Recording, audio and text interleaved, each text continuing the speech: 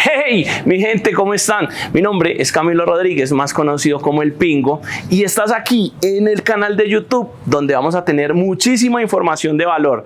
Hicimos una dinámica en días pasados en mi Instagram, acá abajo te lo dejo, @elrayalpiso_pingo83, y le preguntamos a las personas que qué querían que yo les enseñara, con qué les podía ayudar en el tema de bienes raíces. Y bueno, la verdad es que dejaron preguntas demasiado buenas y vamos a irlas contestando. Todo esto para que tú hagas más corto el camino de aprendizaje en bienes raíces en este mundo tan maravilloso y que te puede traer libertad financiera en muy poco tiempo.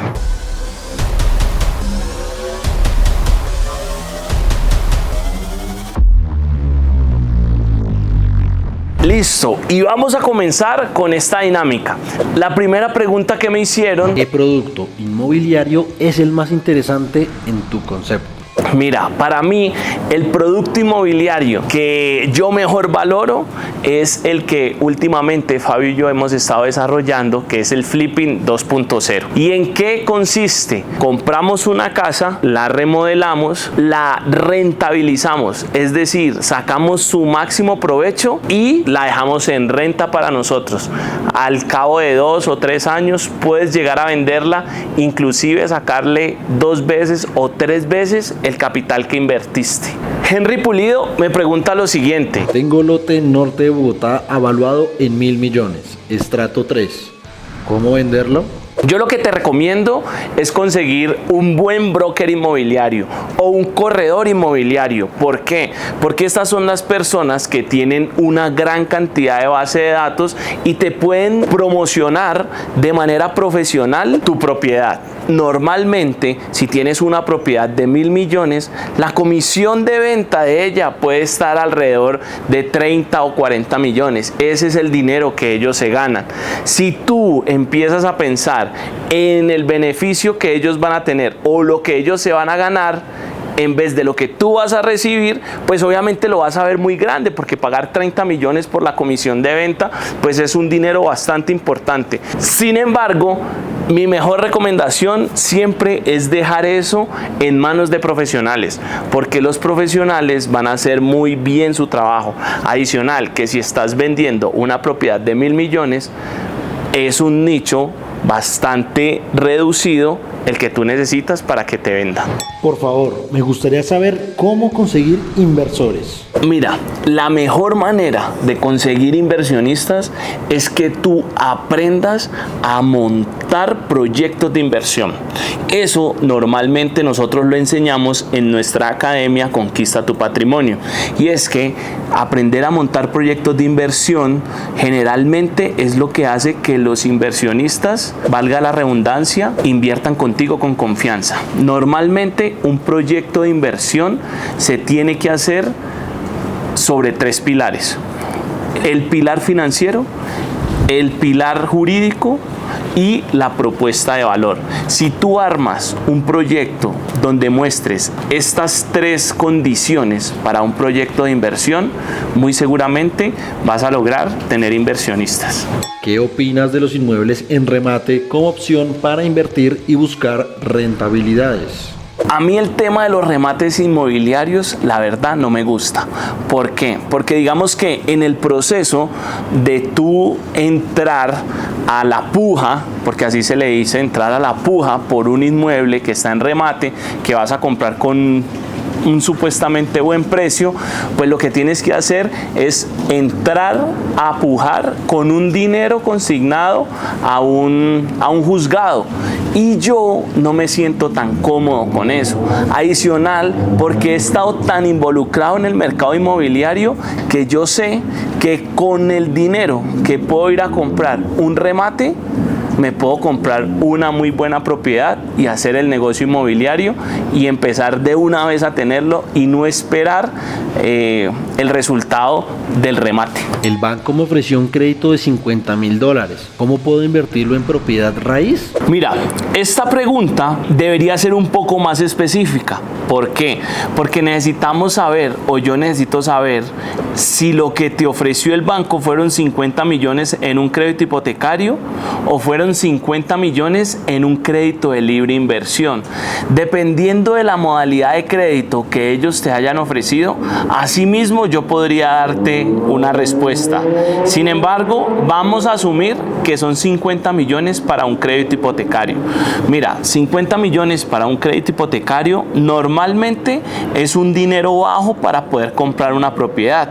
¿Por qué? Porque tendrías que estar comprando algo así como una propiedad en 70 millones para que los 50 millones sean el 70% de los 70 que te están ofreciendo. Y pues la verdad es que comprar algo con 70 millones, pues no lo he visto. Yo he podido hacerlo, pero tengo que tener adicional a la plata que el banco me presta o más dinero en efectivo o el dinero de inversionistas. ¿Cuánto es el porcentaje de ganancia de un desarrollador de un proyecto sin colocar dinero?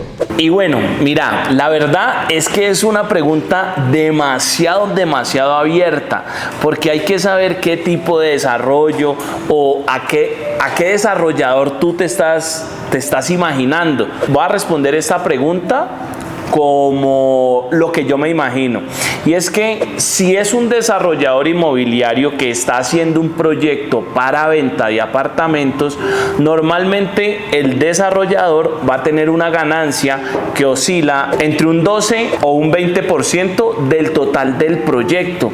Es decir, que si el proyecto vale 1.000 millones, pues la ganancia que puede tener un desarrollador por ahí 120, 150 si le va bien, más o menos. Este es como un parámetro que uno saca de ganancia o de utilidad en un desarrollo inmobiliario. Rey, háblanos del proceso de contratación por metros del maestro.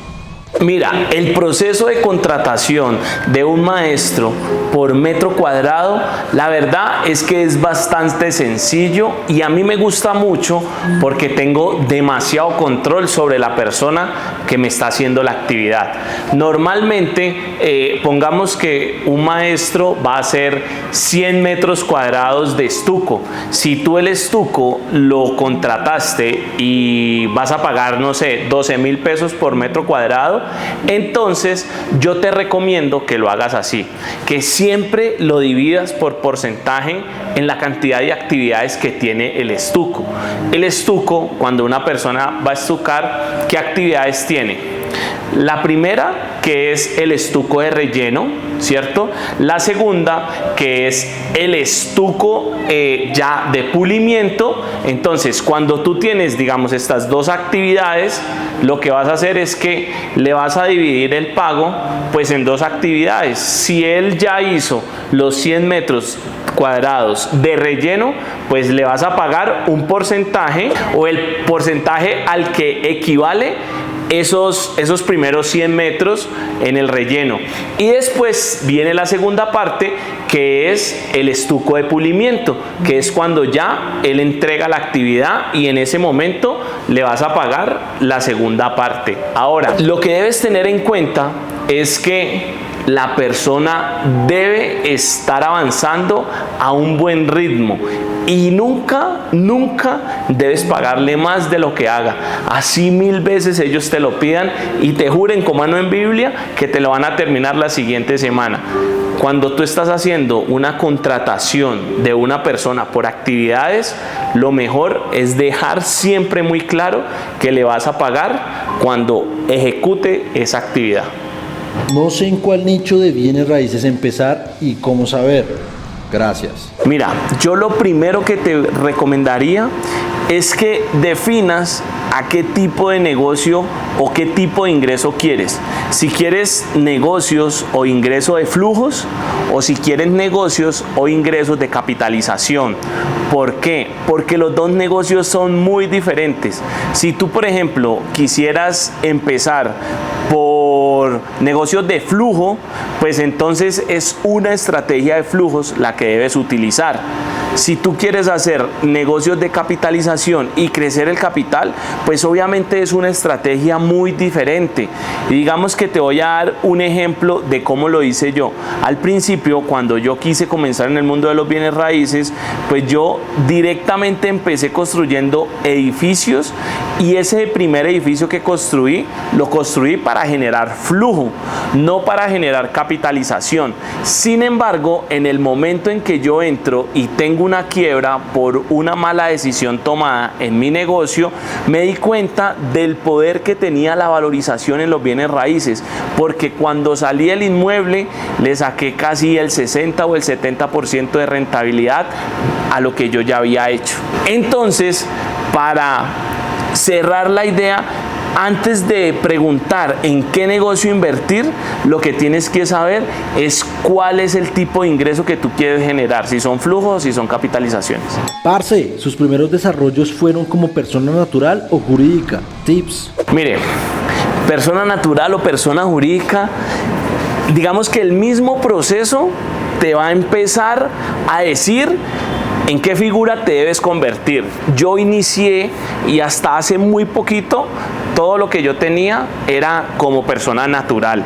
Lo que pasa es que ya por una estrategia financiera, por una estrategia patrimonial y por hacer unas coberturas del patrimonio, yo ya todos los negocios que tengo los manejo a través de una empresa o a través de varias empresas. Pero eso fue muchísimo después de yo haber entrado al desarrollo inmobiliario. Entonces, lo que yo te recomiendo, en vez de pensar qué tipo de figura utilizar, empieza a hacer negocios ya, independiente de la figura. Pues obviamente al principio vas a empezar como persona natural, pero después, a medida que vayas creciendo, todo te va a robustecer y te vas a volver una empresa, o vas a tener un conglomerado de empresas, y ya ahí pues obviamente vas a estar muchísimo más cubierto. ¿Para el inversionista es viable que le den el 12% de su inversión anual?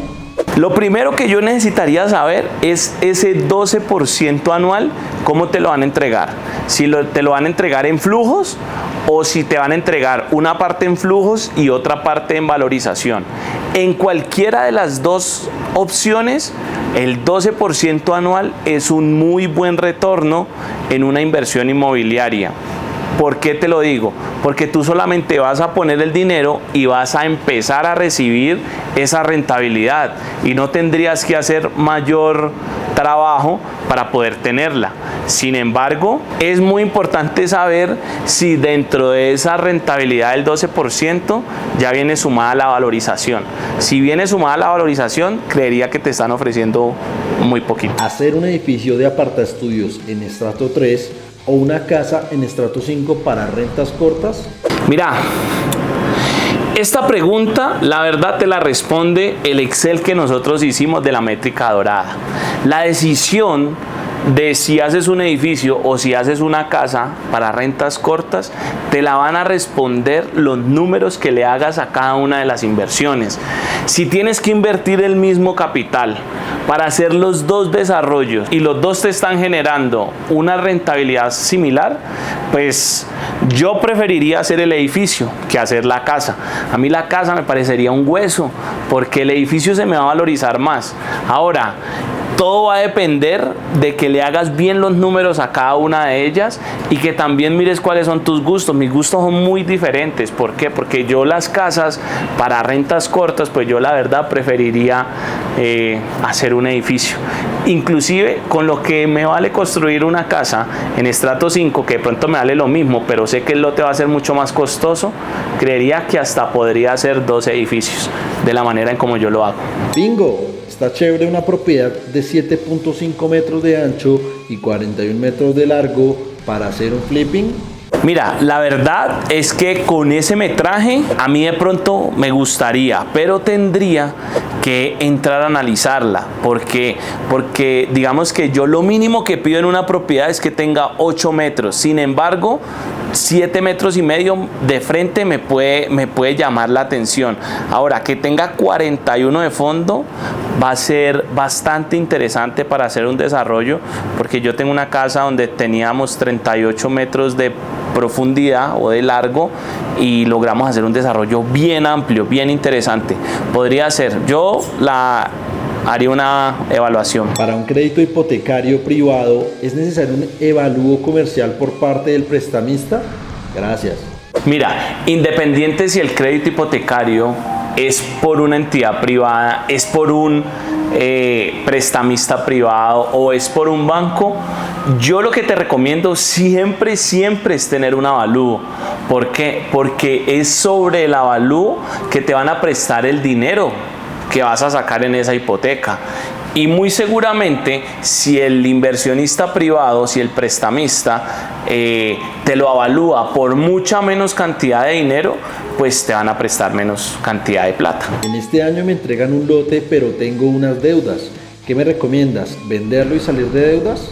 Mira, la recomendación que yo te puedo dar sobre eso, más de decirte si comprar o no comprar, es qué vas a hacer después de comprar ese inmueble.